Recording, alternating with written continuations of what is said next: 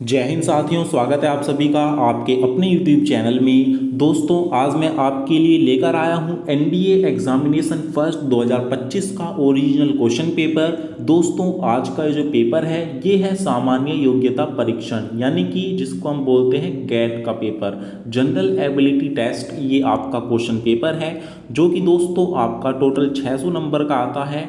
और यहाँ पर दोस्तों आप देख सकते हैं, इसको करने के लिए आपको 2 घंटे 30 मिनट का समय दिया जाता है। तो ये बिल्कुल ऐसा ही क्वेश्चन पेपर आपके सामने आता है, आपका जो ऑफलाइन पेपर होता है एनडीए का। दोस्तों, इसमें आपके 2 पार्ट होते हैं, मैं आपको पहले ही बता देता हूँ। 2 पार्ट इसमें आते हैं, पार्ट ए और पार्ट बी।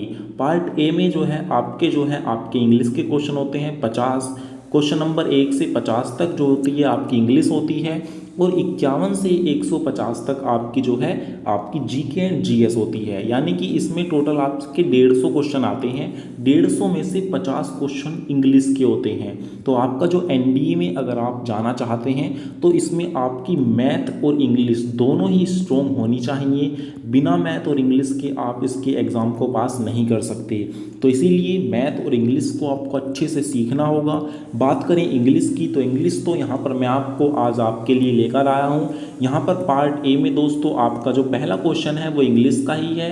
क्वेश्चन नंबर 1 से 25 तक आज मैं आपको कराऊंगा। दोस्तों, इसमें पहला क्वेश्चन है आपका, ये है अनसीन पैसेज का।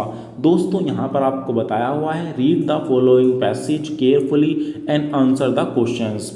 तो इसको आपको पैसेज को पढ़ना है और इसमें जो नीचे क्वेश्चंस दिए हुए हैं उनके आंसर्स आपको बताने हैं। तो यहाँ पर सबसे पहले आप इसको पढ़ लीजिए। An attempt to determine the number of languages in the world is affected by other factors. A few new languages do continue to be discovered even these days as unexplored regions of the world being to be opened up. The discoveries does not usually take place straight away. तो ये दोस्तों यहाँ पर आपका complete unseen passage है, इसको आपको read करना है, आप देख लीजिए। उसके बाद नीचे क्वेश्चंस पर आते हैं। सबसे पहला क्वेश्चन है, which one of the following is not the reason for the difficulty in estimating the number of languages of the world. तो इसका राइट आंसर क्या हो जाएगा, आपको उसको पढ़कर आपको माइंड में आंसर लाना होगा। तो चारों ऑप्शन पढ़ने होंगे, चारों में से कौन सा सही आपको लगता है उस पर आपको ट्रिक करना होगा।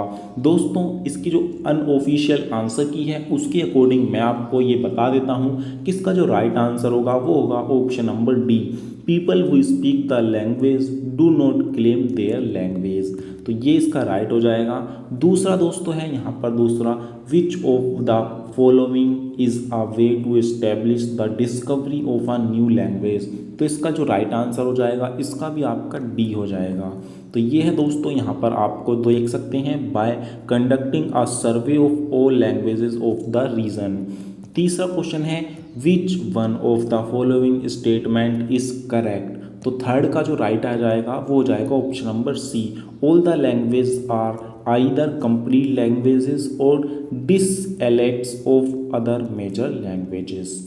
क्वेश्चन नंबर 4 देख लेते हैं, the people may be known but the identity of their language may not be mean. तो फोर्थ का जो राइट हो जाएगा वो हो जाएगा A, people are recognised as different group but not necessarily their language.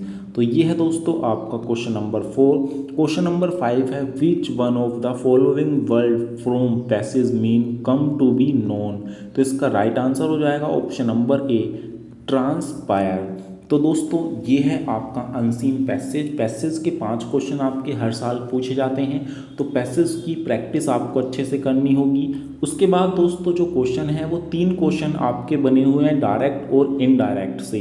Direct और इनडायरेक्ट स्पीच आपको सीखनी होगी। इसके 3 क्वेश्चन इस बार आए हैं और लगभग हर बार कम से कम 3 से 4 क्वेश्चन इसके बनते ही हैं। तो दोस्तों इसका क्वेश्चन आपको देखना होगा। क्वेश्चन नंबर 6 है, convert from direct to indirect speech, यानी कि इसको इनडायरेक्ट में हमें कन्वर्ट करना है। तो इसमें क्या, Charu said to her friend, I want you to be here at 6 PM tomorrow for the meeting. तो दोस्तों इसका जो राइट आंसर हो जाएगा वो हो जाएगा आपका option number A.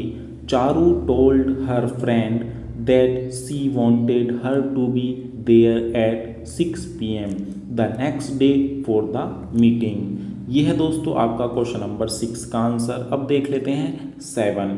Convert from direct to indirect. Direct speech को इनडायरेक्ट में कन्वर्ट करना है। Nitin said to her brother what a beautiful painting it is. तो इसका जो राइट आंसर हो जाएगा दोस्तों वो हो जाएगा आपका option number D. Nitin asked his brother whether is it was beautiful painting. तो ये है दोस्तों आपका डायरेक्ट और इनडायरेक्ट। इसका है दोस्तों इनडायरेक्ट स्पीच को डायरेक्ट में बदलना है। The teacher asked her students why they had been quit in the previous classes. तो दोस्तों इसका जो राइट आंसर हो जाएगा वो हो जाएगा B. The teacher said to her students why were you quite in the previous class. तो ये है दोस्तों आपके डायरेक्ट और इनडायरेक्ट स्पीच के 3 क्वेश्चन इस बार आपके पूछे गए थे। दोस्तों अब देख लेते हैं क्वेश्चन नंबर 9 और 10। ये है दोस्तों आपको करेक्ट बताना है, यानी कि आपके पास 4 सेंटेंसेस दिए गए हैं, इनमें से कौन सा सेंटेंसेस बिल्कुल सही है, कोई मिस्टेक नहीं है, उसको फाइंड करना है। 9th और 10th दोनों सेम ही है, इसमें आपको यही फाइंड करना है। तो दोस्तों आप चारों यहाँ पर सेंटेंस पढ़ें। He is considered as the brightest intellectual in the country. He is considered as one among the brightest intellectual in the country. He is considered as one among the brighter intellectual in the country. He is considered as one of the intellectual in the country. तो इन चारों में से आपको देखना है कौन सा बिल्कुल करेक्ट है। 3 गलत हैं, 1 सही है। तो दोस्तों इसमें जो बिल्कुल करेक्ट है वो ऑप्शन नंबर ए का ही है, यही बिल्कुल सही है, बाकी ये 3 में मिस्टेक है। तो दोस्तों अब 10th देख लेते हैं। No other mountain is taller than the Himalayas. No other mountain is tall than Himalayas. No other mountain taller than the Himalayas. No other mountain is taller than Himalayas. तो इसमें कौन सा सही है बिल्कुल, तो इसमें भी ए बिल्कुल राइट है, A option is the right. ये तीनों गलत हैं तो ए सही हो जाएगा। तो दोस्तों क्वेश्चन नंबर 10 के बाद आते हैं 11 से। दोस्तों 11 से आपका 15 तक यानी कि 5 क्वेश्चन ये हैं। वर्ड का मोस्ट अप्रोप्रिएट मीनिंग यहाँ पर आपसे पूछा गया है। आपको 2 वर्ड दिए गए हैं हर क्वेश्चन में, इसका मोस्ट अप्रोप्रिएट मीनिंग चारों में से कौन सा होगा उसको आपको पढ़ना है, समझना है और तब आंसर करना है। तो 11वां है पहला confident and confident.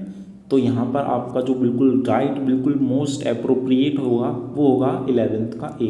Confident means certain and confidant means close friend. 11 के बाद है आपका 12 में है ब्रोक एंड ब्रोक। तो 12th का जो राइट हो जाएगा वो हो जाएगा आपका B. Broke means bankrupt and broke means a stream. 13 है एक्सेप्ट एंड एक्सेप्ट। दोस्तों 13 का राइट आंसर हो जाएगा C. Accept means consent and expect means apart from, यानी कि आपका एक्सेप्ट मीन्स है कंसेंट एंड एक्सेप्ट का मतलब है अपार्ट फ्रॉम। दोस्तों अब 13 के बाद है 14। दोस्तों 14 का है अकॉर्ड एंड एक्योर्ड। दोस्तों 14 का जो राइट आंसर हो जाएगा वो आपका हो जाएगा option number D. Accord means agreement and accrued means accumulate. दोस्तों 14 के बाद है 15 में है गारंटी एंड वारंटी। दोस्तों दोनों ही अलग हैं, गारंटी और वारंटी। दोस्तों 15 का राइट आंसर हो जाएगा C. Guarantee is a promise and warranty is service contract. तो ये दोनों चीज़ें ही आपकी अलग हैं।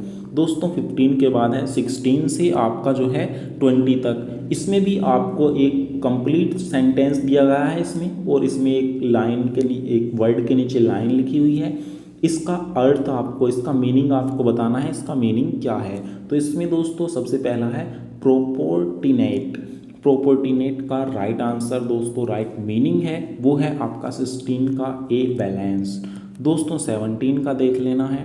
डिससेंटिमेंट। तो दोस्तों डिससेंटिमेंट का जो राइट आंसर हो जाएगा वो 17 का आपको देखना है, 17 का हो जाएगा B, disappointment is the right answer.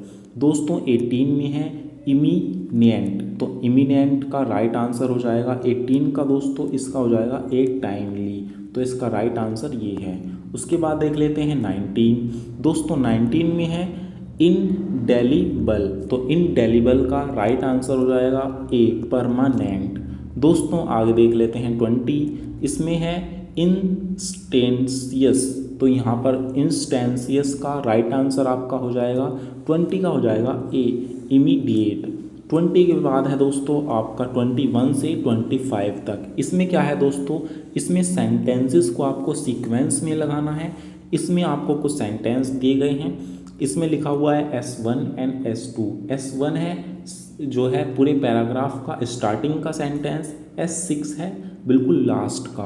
तो S1 से आपको पढ़ना स्टार्ट करना है। S1 के बाद आपका दे रखा है PQRS, तो इसमें से कौन सा सबसे पहले आएगा, इन चारों को आपको पढ़ना है। उसके बाद आपको सीक्वेंस में लगाना है कि पहले पर ये आना चाहिए या ये या ये या ये, फिर दूसरे पर कौन सा आना चाहिए, तीसरे पर कौन सा आना चाहिए। इस तरीके से आपको सीक्वेंस में लगाने होते हैं। इसके भी 5 क्वेश्चन आते हैं, तो इनको भी आपको सीखना पड़ेगा दोस्तों। तो इसमें दोस्तों आपका जो पहला है यानी कि 21 का राइट आंसर हो जाएगा CSQRP, इसका राइट आंसर आपका बन जाएगा। उसके बाद है 22 का जो राइट आंसर दोस्तों आपका हो जाएगा वो हो जाएगा ऑप्शन नंबर डी, यानी कि PRSQ is the right sequence.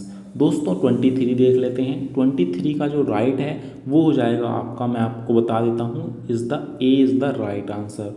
23 का ए यानी कि PRSQ।